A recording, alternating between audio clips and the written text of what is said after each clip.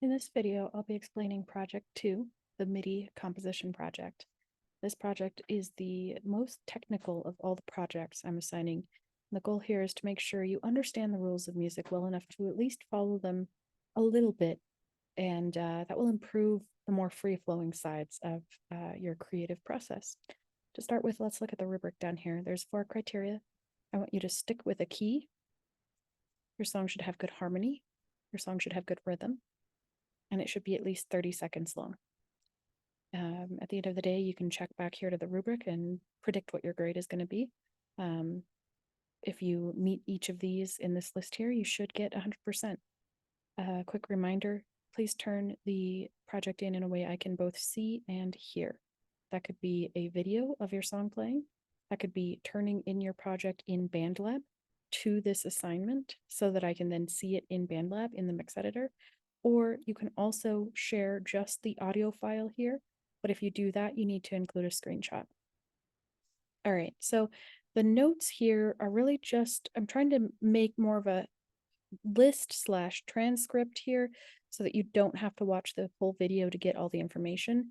But then I'm also making this video so that you can see what I'm describing, because I know these instructions aren't enough to get you there. So starting out with the key of C major. This is the white keys on the keyboard. Let's add an instrument here in BandLab. You can see them here. If you click on pitch, it will show you their names as well. If you are in editor mode, I just double clicked there to make that region. Now there's a space I can put notes in. I could get notes there by recording. And now there's notes there. Or I can click here on the pencil and put notes.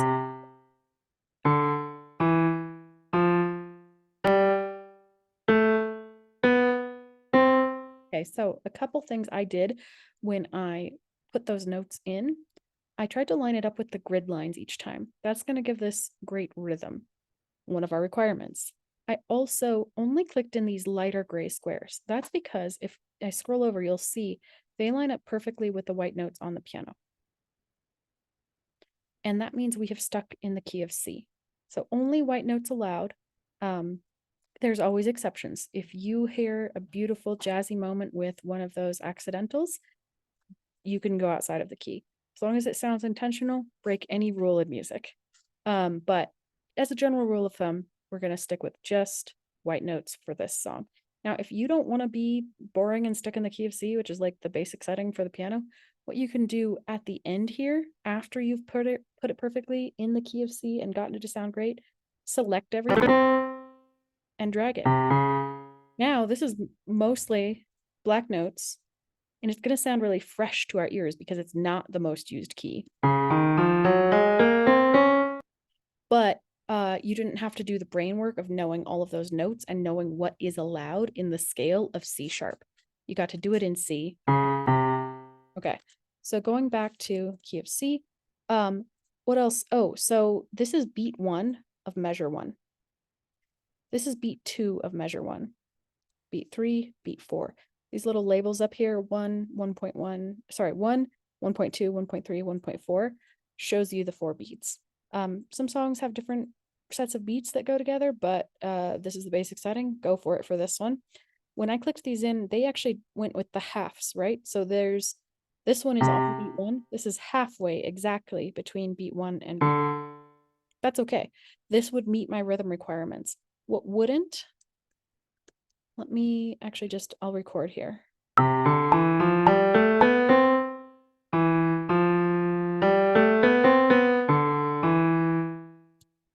Is if you just left it like this. You see how this is not on the grid? This is close. This isn't, this lost in the middle. And it automatically just jumped over there when I clicked on it. Now the trouble is, and you can quantize them. You click over here, put the drop down on either 1/8 would make it to this halfway bit. 1/4 is the way you want it. And then you click quantize. You can see though, that looped all of these notes here on each other, and that's not going to sound great. So that's the downside of using the auto quantize button. if that happens, you'll have to then, well, where did I actually want? Maybe like that.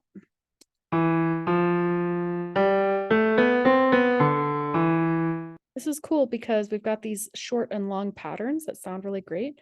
And musical. This also works, but because every note is lined up with a grid bar, and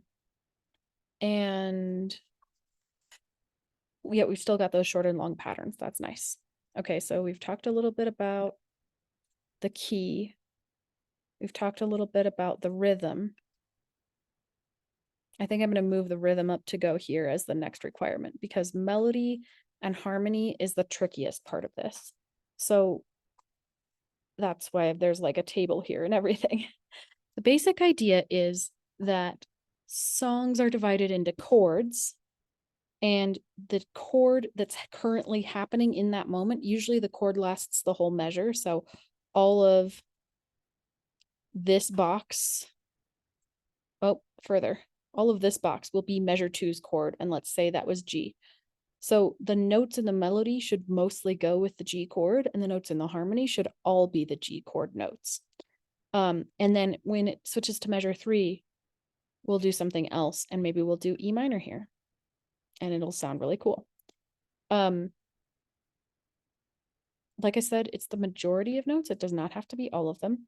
And you may have to do a lot of analysis to break it down and go, okay, am I matching? I don't know, because I don't know what notes I played.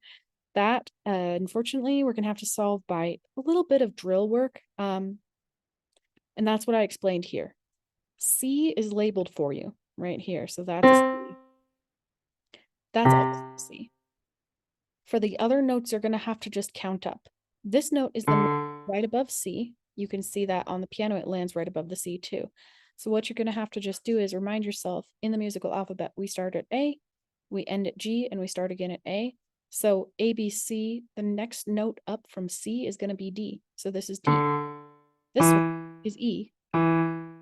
So let's analyze the part I put in without really planning it. What note does it start on? Well, C, D, E. It starts on E. Then after E comes F, G, A, B. This one is C. We could also get to the fact that this, by going, well, it's one down from C. What comes in the alphabet before C? A, B, C. This is, what note is that? Well, it's right above C, A, B, C, D. That's D. And on E.